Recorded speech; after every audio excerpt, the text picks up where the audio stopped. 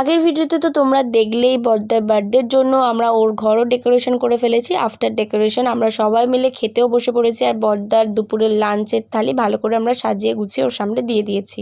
আজকে যেহেতু রথের দিন তাই তো পুরো লাঞ্চটাই রয়েছে ভেজ, আর আজকের লাঞ্চে রয়েছে সাদা ভাত, 5 রকমের ভাজা, ফ্রাইড রাইস আর চিলি পনির।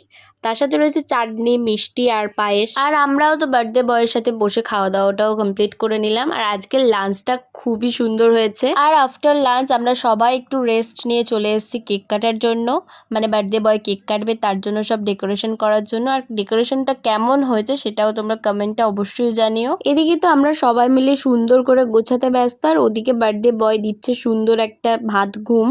আর সব কিছু গোছানো পুরোপুরি কমপ্লিট হয়ে যেতে আমরা তো দাদাকে ডেকে আনলাম। হ্যাঁ, যদিও ডেকোরেশন করা হচ্ছে ও সেটা আগেও বুঝে গিয়েছিল, বাট কেকটা ওর কাছে ছিল একেবারেই আনএক্সপেক্টেড। দেন তো মেসি থিমের কেক দেখে নিজেও মেসিরই জার্সি পরে বসে পড়েছে কেক কাটার জন্য।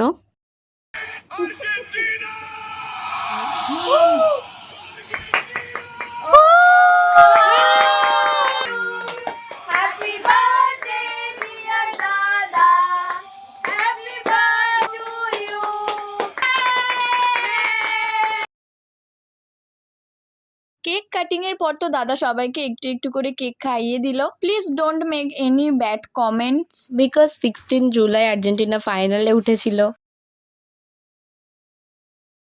আর আমি তো রেডি হয়েইছিলাম, তোমরা দেখলে, রথের মেলায় যাওয়ার উদ্দেশ্যে।